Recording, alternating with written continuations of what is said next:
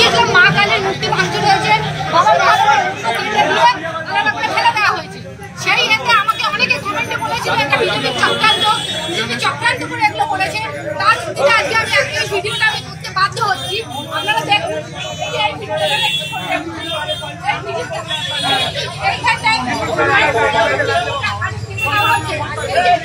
তুমি হচ্ছে এই ফটোটা মানে এই মূর্তি আজকে ডেলিভারি যেত, আজকে ডেলিভারি যাও না। আমি সকালবেলা যখন আসি মাসিমাকে আমার ভিডিওতে অনেকে দেখেছেন হয়তো মাসিমাকে কান্নাকাটি করতে, মাসিমা কান্নাকাটি করছিল সকালবেলা এসে আমি ভিডিও করে মাসিমা আপনাদের দামটা একটু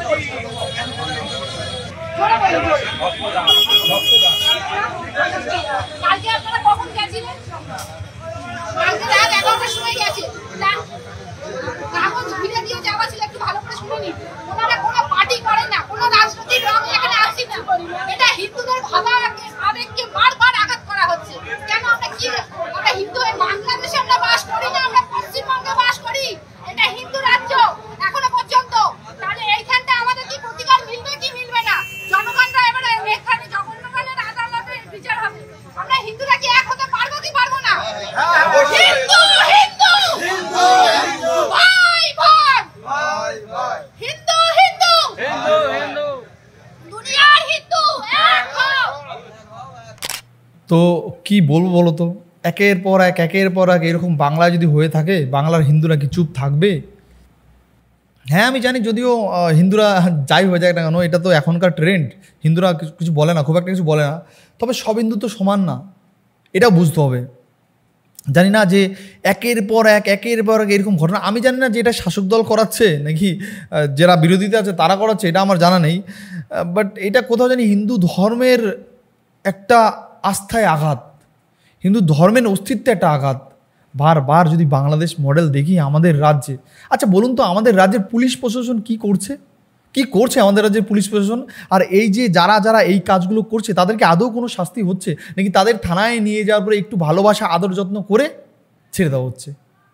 আমার কেন জানি আমার মনে হয় যে যারা এরকম টাইপের জঘন্য মানে ঘৃণ্য কাজগুলো করছে, একদম ঘৃণার চোখে দেখা উচিত এই টাইপের কাজগুলোকে। যে ধর্মে প্রচুর লোক, হাজার লাখ লোক যারা এই ঠাকুরের মূর্তি, তাদের কাছে হতে পারে এটা একটা ঠাকুরের মূর্তি, কিন্তু এই মূর্তির উপরে কিন্তু আমাদের বাংলার হিন্দুরা বা সারা বিশ্বের হিন্দুরা এই মূর্তির উপরে কিন্তু তারা একটা আস্থা রাখে, তাদের একটা ভালোবাসা, তারা পবিত্র জায়গা মনে করে।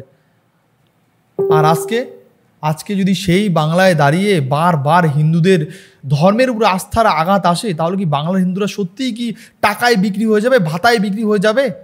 দেখো সব হিন্দুরা তো সমান না, কিছু বাংলায় এমন হিন্দু আছে যারা ভাতায় টাকায় বিক্রি হয় না, ভাতায় টাকায় তারা বিক্রি হবেও না।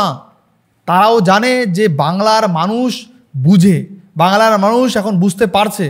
আজকে এই যে ঠাকুরটা ভেঙেছে, এই যে এতগুলো লোক গেছে, এখানে কিন্তু কেউ কাউকে ডেকে নিয়ে যায়নি, সবাই নিজের বিবেক ডেকে নিয়ে গেছে, সবাইকে নিজের বিবেকের দিক থেকে সবাই গেছে। আজকে যদি এই রকম মডেল দিনের পর দিন এই রাজ্যে যদি ঘটতেই থাকে তাহলে কি হবে বলো তো? আমার মনে হচ্ছে না তো এমন একটা দিন চলে আসবে, খুব সেই দিনটা দেরি নেই, বাংলা মানুষ তো অন্য কোনো রকম একটা স্টেপ নিয়ে নেবে, হবে বলছি না, নিতেও পারে। আর যারা সেই দোগলামি বানা তখনও করবে, হয়তো বাংলার মানুষ, বাংলা হিন্দুরা নিজেদের ওই হিন্দুদেরকে আগে ঠিক করবে, নিজেদের হিন্দুদেরকে আগে ঠিক করবে, ভালোবাসা দিয়ে হোক আর বালিশ করে হোক। যারা হিন্দু হয়েও হিন্দুদের দোকলামি করা যায়, হিন্দু হয়েও যারা হিন্দু জাতের কলঙ্ক, যারা হিন্দু হয়ে হিন্দু ধর্মকে দিনের পর দিন ছোট করার চেষ্টা করে অন্য ধর্মের কাছে ভালো হওয়ার জন্য। দেখো আমার কাছে সব ধর্ম সমান, আমার কাছে যেমন আমার ধর্মটা একটা ধর্মের জায়গা, আস্থার জায়গা, আমার কাছে অন্যের ধর্মটাও সেই অন্যের ধর্মের ব্যক্তির কাছে ধর্মের জায়গা, আস্থার জায়গা। ঠিক যেমন আমি আমার ধর্মকে যতটা ভালোবাসবো, ঠিক ততটাই আমার অন্যের ধর্মকে শ্রদ্ধা ভালোবাসা দরকার। আজকে আমি যদি আমার ধর্মকে ঘৃণা করি, অন্য ধর্মকে ভালোবাসতে চাইলে সেই অন্য ধর্মের একজন আমার ধর্মকে ঘৃণা করতে শুরু করবে, তখন বলবে ও তো নিজে একটা হিন্দু ছেলে হয়ে ও নিজেই হিন্দু ধর্মে মানে না, ও নিজে একটা হিন্দু ছেলে হয়ে নিজেই হিন্দু ধর্ম দেবদেবীকে উল্টোপাল্টা কথা বলে, তা আমরা বলতে কি সমস্যা? তাই বলছি আগে আমাদের ঘর ঠিক করতে হবে। আমাদের ঘরে দেখবে এরকম অনেক হিন্দু ছেলে মেয়ে বউরা আছে যারা হিন্দু ধর্মীয় হয়ে হিন্দু ধর্মের নামে সবসময় কুরুচিকর মন্তব্য করে, কুরুচিকর কথা বলে। আমি জানি না কেন বলে, আমার মনে হয় হয়তো তারা পার্টিগত ব্যাপারের জন্য হয়তো বলে, কিছু ক্ষমতার লোভে, কিছু ক্ষমতা পাওয়ার লোভে হয়তো বলে এরকম টাইপের কুরুচিকর, বাট এটা কিন্তু একদমই ঠিক না।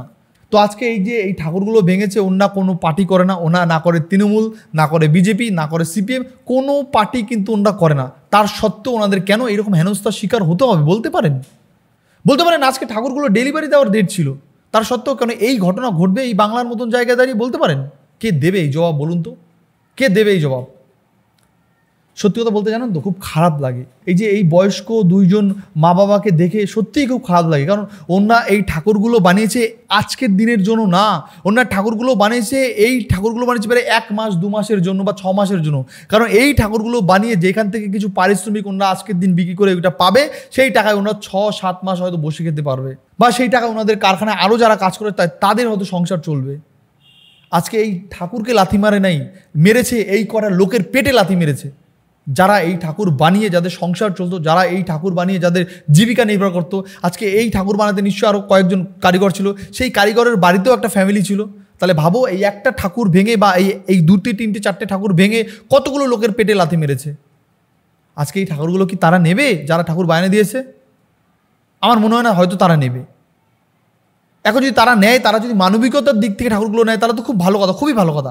আর যদি ঠাকুরগুলো তারা না নেয় তাহলে আজকে এই লোকগুলোর পাশে কে দাঁড়াবে বলুন তো? রাজ্য সরকার দাঁড়াবে না কেন্দ্র সরকার দাঁড়াবে?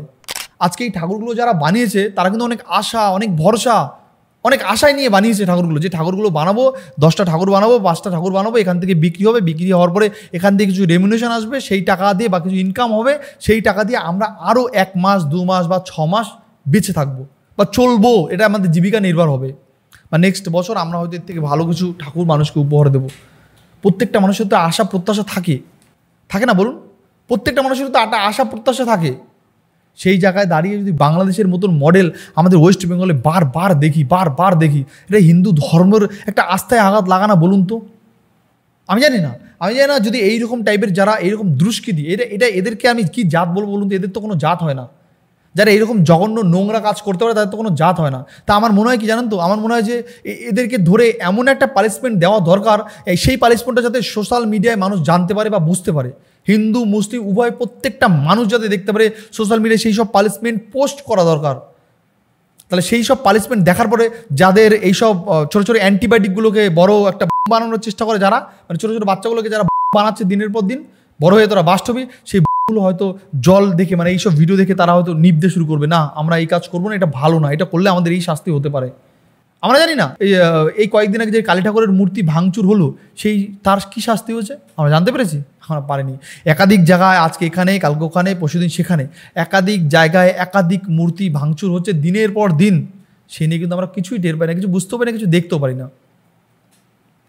কবে বুঝবে বাংলার মানুষ? কবে জাগবে? সত্যি কি বাংলার মানুষ জাগবে, নাকি বাংলা মানুষ এইভাবেই ঘুমিয়ে থাকবে, সারা জীবন ঘুমিয়ে থাকবে, যদি তাদের নিজের বাড়িতে কোনো প্রবলেম না হবে, নিজের বাড়ির দুর্গায় কোনোদিন আঘাত না করবে, নিজের বাড়ির যেই দুর্গা সরস্বতীরা থাকে সেই সরস্বতী দুর্গার প্রতি যাতে অন্য কোনো অসুর এসে যতদিন আঘাত না করবে, তখনই কি তারা বুঝবে? তো যাই হোক বন্ধুরা, আমি এখানে কিছু কমেন্ট তোমাদেরকে পড়ে শোনাই, 2-3টে কমেন্ট পড়ি। এখানে লিখছে দেখো, কাকদ্বীপ এবার মন্দির বাজার থানার সামনে মল্লিকপুর এলাকায় আবারও ঠাকুর ভাঙচুর, জেহাদি শাস্তির দাবিতে আজ আমরা রাজপথে। এখানে একজন লিখছে, উনি 20 বছর ধরে ঠাকুর করছে, কোনো সমস্যা হয়নি, আজকের বিজেপি আসার পর সমস্যার সৃষ্টি। দেখেছো বিজেপি কোথায় ক্ষমতায় এসছে ভাই? বিজেপি ক্ষমতায় আসেনি। এরা যে এই মেয়েটাকে এ তো চিন্তা কেন, এ তো দেখছি প্রথম থেকেই স্লোগান মারছে, এই মালটাকে পাঠিয়েছে শুভেন্দু। দেখেছো এগুলো কি লিখছে? আব্দুল সাহা এ বলছে এই মালটাকে শুভেন্দু পাঠিয়েছে। মানে হিন্দু ধর্মের যদি কেউ হিন্দু ধর্মে নিয়ে স্লোগান দেয়, হিন্দু ধর্মেরও কেউ কথা বলে, তখনই সেটা বিজেপি হয়ে যায়, শুভেন্দু পাঠায়। এখানে একজন গিয়েছে, ভালো করে ভেরিফিকেশন করে দেখলেই বোঝা যাবে সব হোয়াটসঅ্যাপ ইউনিভার্সিটির ছাত্র। আচ্ছা, যারা বলে জেহাদি মানে কি বোঝা? জেহাদি মানে হচ্ছে বোনাই। আচ্ছা, তোরা চোর ধরেছো? এখানে বলছে দিদি পুলিশের কিছু করবে না, দিদি থাকবে ততদিন সব কিছু দেখবো, তোমরা চোর ধরেছো, খানা খায় গন্ডগোল করছো। এখানে হচ্ছে এই মেয়েটাকে ডাকলো তো রাজনীতি করতে চলে আসছে, দেখছি শুভেন্দু পাঠিয়েছে এই মূর্খ অন্ধভক্ত মেয়েটাকে। দেখেছো সব কিন্তু মুসলিমরা কমেন্ট করছে এখানে, এইসব বিজেপির কুকুরদের কাজ, ওরা তো খালিস্তানি। বুঝলাম না এটা ভাই, ঠিক আছে। তো যাই হোক বন্ধুরা, এখানে দেখছো কমেন্ট করছে, যখন যার যেটা মতামত সে সেটা জানাবে। তবে আমি একটা কথা বলবো, আমার ধর্ম হিন্দু ধর্ম, তবে আমার ধর্মকে বাঁচানো আমার কাজ হবে। তোমার ধর্ম যেমন মুসলিম হতে পারে, তোমার ধর্মকে বাঁচানো তোমার কাজ হবে। তবে আমার মনে হয় যে আমাদের ওয়েস্ট বেঙ্গলের মতন থাকে, যেখানে আমাদের ইন্ডিয়া একটা গণতান্ত্রিক দেশ, সেখানে হিন্দু মুসলিম উভয় সবাই আমরা ভাই ভাই থাকতে চাই। তাই আমার মনে হয় যে হিন্দুকে বাঁচানোর দায়িত্ব মুসলিম নেওয়া উচিত, আর মুসলিমকে বাঁচানোর দায়িত্ব হিন্দুদের নেওয়া উচিত। এটাই হওয়া উচিত। আর এই ভ্রাতৃত্ব বজায় থাকলেই আমাদের ইন্ডিয়া, আমাদের ওয়েস্ট বেঙ্গল বা আমাদের ইন্ডিয়া হয়তো আরও অনেক এগিয়ে যাবে। আরও অনেক আগে যাবে। আমরা যাতে কখনো কোনো পার্টির পাল্লায় পড়ে এমন কোনো কাজ না করি যাতে আমাদের মধ্যে ভ্রাতৃত্বটা নষ্ট হয়, এটাই আমি বলতে চাই বন্ধুরা। তো বন্ধুরা আজকে মধ্যে ভিডিওটা এখানেই শেষ করছি। নেক্সট আবার দেখা হচ্ছে অন্য কোনো ভিডিও, অন্য কোনো পর্ব। আর তোমাদের এই ভিডিওটা নিয়ে কী মতামত অবশ্যই তোমরা কমেন্টে জানাবে। বাই বাই বন্ধুরা, ভালো থেকো, সাবধানে থেকো।